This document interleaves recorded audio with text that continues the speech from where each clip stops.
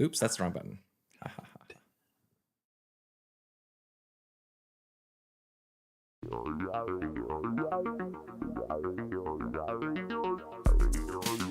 Greetings, geeks. Welcome to episode 862 of Geeks in Space. I am Rob Commander Takamaldo, and joining me today in pretend low Earth orbit, we have Rob Roseboom. Hello. And Krista Bona. Gentlemen. Hi. We've completed the offline part of the stream where we all complain about our aging. Now we get to talk about how the internet is similarly aging and falling apart and getting worse. Yay! It's just, it's just changing into something different. That's all. That's right. So the first one that I have on the list amuses me to death. Are you boys familiar with Green Day's Dookie album? Yes. I never was into Green Day. I'm sure I've heard the songs. I'm sure I've heard the songs because I know this is a big deal album. And they were actually playing across the water in Seattle when I was coming home on the ferry. And that stadium was crazy. Yeah. No, you could hear it from the water. It was nuts. This was their big deal album. It's just a straight up punk album, pop punk from the early 90s. And it had like MTV hits and everything. The only reason that I share this is Dookie Demastered. And this website is awesome. If you scroll through it, Chris, the images like intentionally like JPEG artifacts are intentionally being pulled in and out. But the premise of it is that they re-released the album. This is a joke. This is not official or anything, but they re-released it on all different forms of media, including a Teddy Ruxpin, a doorbell, a Game Boy, a Big Mouth Billy Bass. But each song, a wax cylinder, each song has been re-recorded onto some form of defunct media. Oh wow. Yeah, and this is just straight up from Clever, and this is just fun. That's so cool. You probably can play this without getting us copyright strict. They have a record for those Fisher-Price recorders that I don't know, but you guys, I had one of those when I was a kid. Little Fisher-Price so did I. Record players. Whoa. Do one of the first few, Chris. Piano player.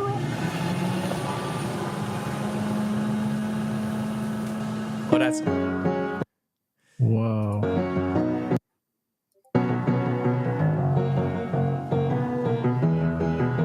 Anyway, wow. That's Teddy, incredible. The Long View, I think, might be the hit off of that. Welcome to Paradise was the other hit.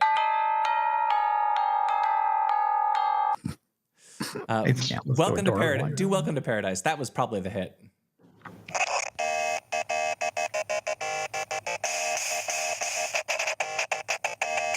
That's the bite my lips and close my eyes, take me away to paradise. That song. Wow. That's cool. Because, in the 90s, if you were on MTV and you were singing about masturbation, that was pretty fun. They had to bleep out the word masturbation on MTV. I remember that. Yeah. Anyway, that made me happy. You didn't want to warp the kids. Yeah, no. They didn't know how that worked. They hadn't discovered it yet because they weren't in their 20s or 30s. Because you don't know how that works until you're at least 18. I mean, not as a teenage boy, no. No, you never figure that out. Anyway, that's a neat site to browse through.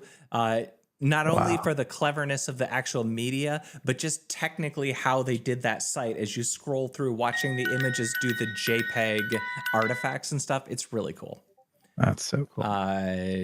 But that just made me a little happy. See, there's their artifacting. Yeah, it's all over the place. Like all the JPEGs are doing it, or all the images are doing it, and it's neat. I respect that as an art project, man. Nobody ever making any money off of that. At least I hope. This is so cool. All So right. thank you for sharing. Next one we have up on the list. It seems like this happens a lot, but the robots are rising up again. I don't know which brand of robot vacuum it was is. called Arc Robox or something. It's like just like Ecovac. Ecovac. So, it's not one of the generic, more mainstream ones, but yeah, it it's is not a Roomba or a ASRock or whatever the hell they're called. Yeah. It got hacked, and so apparently some of them are roaming around people's houses, and they're using the N-word at people. If you read the article, there actually is a note in there about how the security system, while at one point it asks for a PIN code, like it does the two-factor authentication, asking for a 4-digit PIN and everything, but apparently the server never actually validates the PIN. So they told you to give us a PIN. That would have been complicated, you know? That's a lot of work. It's easier just to say yes, you know? Just say yes. Just say yes. Just say I did it. We all agree. So anyway, that one, that makes me happy. Although there's a good reason that a large number of the devices in my house have their IP ranges blocked at my firewall. Yeah. Yep. The big story for the weekend, I suppose, is SpaceX. They had their latest super heavy test, and the big thing here is they actually caught it with the big mechazilla grappling arms, which of course is the largest rocket we've ever launched, and we managed to catch it. Humans are pretty cool. We do neat stuff. It's too bad that every time we have to have a story about SpaceX doing something amazing, we have to be reminded that Elno also bought Jitter. What a goof. Right? The videos are really neat. There's lots of really cool pictures. It's just damn extraordinary is what that is. Yeah. The next one on the list, we've got, I'll just mention the Clipper launch as well. That's less exciting today, but eventually it'll be more exciting. This was, you can't look at this and not just think, wow, that's great. I know. It's so cool. That's so cool. You know? It's so cool. Sorry. Yeah. No. Clipper, fine. Clipper, and Clipper will be really interesting in however long it takes to get to Jupiter. Yeah. Europa ain't next door, you know? Yeah. So it's a commute. It's going to take a while. Yeah. On a Falcon Heavy. So, yeah. Yep. There was actually a weird one about this. You know how they grounded the Falcon Heavies for a while because there's some problem with how they're landing. They let this one go without the fix because it's not coming back. Like because it's not coming back. Well, because it's a heavy. Every 10, damn 9, Newton pound, right? 8. You know. Yeah. Well, because it's a heavy, they have to go a lot higher, so it doesn't matter. It's not going to be splashing down nowhere that we have to worry about. Well, I mean, the little. So it's a heavy, so it's got the two sort of boosters, but those are just normal Falcons, right? So did they recover those?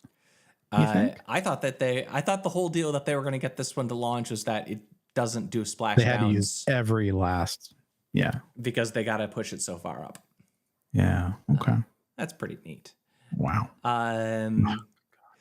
The only other one that I have on the list right now is just a sad one. Ward Christensen. BBS inventor. He invented the bulletin board in Chicago in 1977, 1978. And the other one that I didn't realize, if you read the article, he is also the inventor of the protocol that you're always like, I don't want to use that protocol. I want to use Xmodem. I don't want to use Xmodem. But of course, Xmodem came first, and No, I remember using Xmodem and then switching to Xmodem as soon as I could. You always used Xmodem if you had to, and nobody had Xmodem or Y modem or what was the one that was bidirectional? There was a Y modem. Yeah, there was. I want to swear there was a Y modem. There was, and then there was another one that was bidirectional, so you could upload and download at the same time. Oh, God. And if you did that, you could keep your ratio on the BBSs from going wacky. I didn't run the Christensen software. I ran RBBS, which is a different software. I ran VBBS and WWIV. Those were the two that I ran. World War IV. Yeah, World War IV. I ran those two. I ran both of those, each for like a year or two. I think World War IV maybe first for a couple of years, and then VBBS. VBBS was written by a dude who was local to us. Oh yeah, I think that's why I used RBBS, because although I think they were both local. Well, World War IV he was Chicago, so RBBS was I think it was made not far from where I was. Well, but neither of them would have happened without good old Ward Christensen. The article has nothing but nice things to say about him. Gentle fellow. Interpreted BASIC. Wow. Right.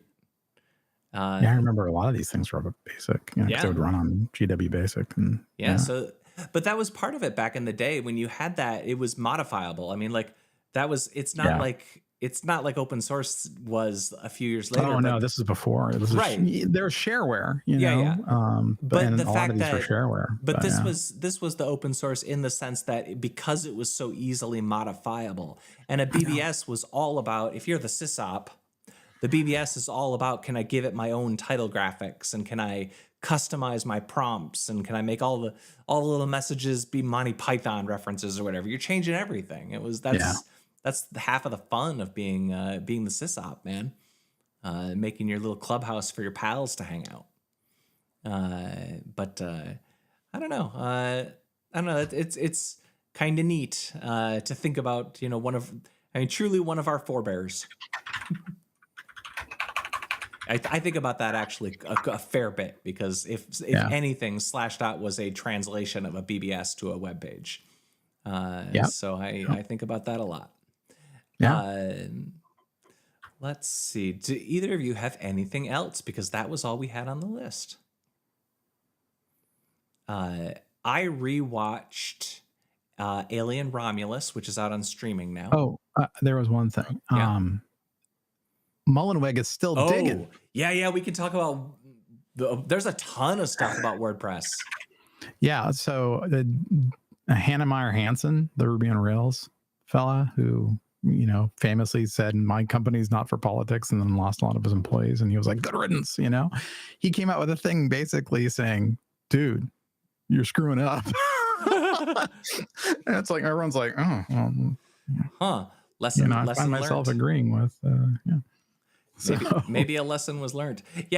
So did we talked about last time there was a checkbox that they added to the login page, which said, I am unaffiliated with WP Engine. So in order to log into WordPress, you had to declare loyalty which is crazy. So there was a follow-up to that, which was that apparently the WordPress accessibility team has canceled all their meetings because there are members of this team that won't click the checkbox because they're like, this checkbox requires me to untruth because they are affiliated with the WP Engine. Yeah, I mean, it's and the whole thing. I guess he pulled or forked Ace Advanced Fields, which was a WP Engine written library. Yeah, there was a fork of it now. So he forked it, and they're like, okay, And it broke a lot of people's stuff. That I saw a lot of people complaining over the weekend that this this ruined my Sunday. And there's all of these people on Reddit who are like, I lost a contract to customize a WordPress site because they don't want to use WordPress anymore.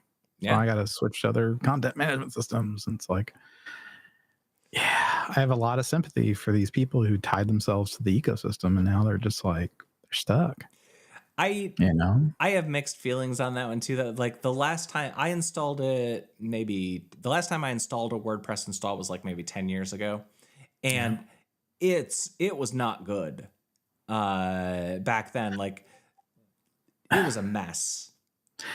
So it wants you to learn a lot that doesn't matter, Yeah. So I don't know. I I kind of wish I had a blog. What are you doing you're using Substack for your blog? Yeah, I'm using Substack, and people are like, it's not open source. And I'm like, yeah, it's not. But also, I don't have to do shit. Yeah. So. My problems with Substack is more about they do other things that I don't like. They have a lot of suspect content on their platform. That they have a Nazi problem. I mean, yeah, yes. because it's like everywhere you go, it's like, what's with all the Nazis? Yes. Do you follow Dan Gilmore? No. I know him. I know Dan, obviously, but is he on Substack and a Nazi now? No, he's a Substack hater. And he hates Substack. Okay. He has he's one of those guys that's on Twitter, but only to tell you get off Twitter because you're supporting Nazis. And I follow on Mastodon, and he will routinely say, the following author I really respect and like, but I cannot subscribe to their Substack because Substack supports Nazis, and I wish they would use a different platform. Like, he says that regularly. I wonder if he said that to me yet. I don't know. Do you got lots of Substack follows? You breaking through? It's like 400 subscribers now. You're doing great. No, it's, I'm just doing a little bit of writing because I can't not do it. No, I totally hear you. No, so, one of my friends on the island who used to work for me at Google, he's like, you're writing a lot. Why are you writing so much? And I'm like, if I don't, it hurts. Yeah, right. I'm not doing this because I want to. Yeah. It's just, yeah. I mean, I would never do something so miserable unless I had to. Yeah, no, I'm with you. It took me years. Like, now I barely write anything at all, but that's because there's no point to it for me anymore. But for years after Slashdot, like, I was still writing thousands of words a day of something. Yeah. But now, no. I wore out. I got old and boring. Well, besides WP Engine, is there anything else that we want to talk about, in seriousness? The other thing about, like, all these content management systems, like, I'm friends with Dries over at Drupal, and, I've known Matt for 20 years, and it's like, in the end, they're just flinging HTML, and I'm like, there's lots of ways of doing it, and WordPress seems to be making a lot of people happy. Great, but I'm just... Yeah, everyone does it their own way, like WordPress has their, things, and Drupal has their things, and it's like, okay, and it gets to the point where learning a new content management system, I'm like, why don't I just learn more JavaScript and jQuery? It's like, I don't want to get an advanced degree in programming WordPress. I mean, unless there's an upside there for me. For sure. So. And also, I mean, WordPress is just like write in Python, WordPress has the same problem as all of these systems. It's 20 odd years old. I mean, like, a system like that builds up cruft. You could just, you could write yourself static text files and a wrapper in a couple of hours and get what you probably need. If you don't need forums and authentication and all of that. Although with Substack, you get the mailing list stuff, which is, I would never wish maintaining email infrastructure on my worst enemy.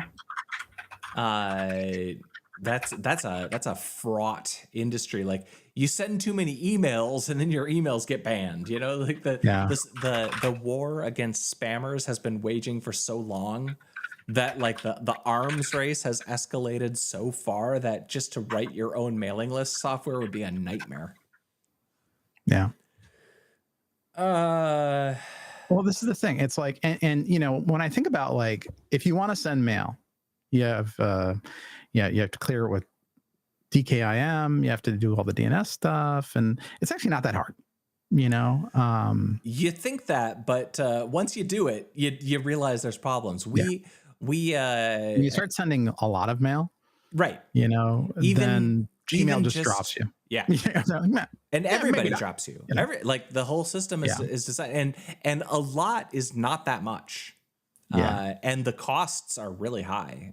Oh yeah, no, MailChimp was so damn expensive, and it's like you're just sending an email. Stop the send email, But yeah, but what you're paying for is for somebody who's worked out the quirks yeah. and knows the rules, so that you don't get banned because you sent a few hundred emails too fast. It can be dangerous. I got some stories that I'll tell offline if you want. Are they sexy stories? No, unfortunately, they're just sad, expensive stories where valuable resources are squandered. Let's see. Anybody see anything worth watching? Any medias? No. I was just gonna say I did rewatch Alien Romulus, and I enjoyed it more the second time through, just because this time I wasn't like. There are two things about that movie that I really did not care for, and since I knew they were there, I just enjoyed the movie for what it was and enjoyed it just fine the second time through. I watched the Deadpool movie, Yeah, the new one. So that was fun. I watched that too. How'd you feel about the Deadpool? It was fine. I still think maybe the first is my favorite. I could see that. Yeah, the second was a no-op, but yeah. I enjoyed all three, but I think the third one is just the nostalgia power in that is very overwhelming, and that for me that's the whole game right there. I did like that he gave some of those Marvel characters a shot at redemption. Yeah, in a way, at least to be back. That was. It was very member berries, but it was all right for sure. And it was member berries, but it was member berries kind of for a point, and not just for the sake of it, I guess. Like the story was all about, wasting your meaning, whatever, like not getting getting your deserves, and get like that. So the member berries for a lot of it was just like, like you get a second chance because your movie sucked. I also kind of liked how numerous times he talked about how Marvel sucks now. Yeah. The movie's out at a really terrible time. All this multiverse shit. Well, welcome to the MCU. You're joining at a low point. Yeah. You're joining at a low point. Yeah. Charming and fun. But I really enjoyed it, but it absolutely was made for me. It was the Deadpool sense of humor, but with all the MCU nostalgia.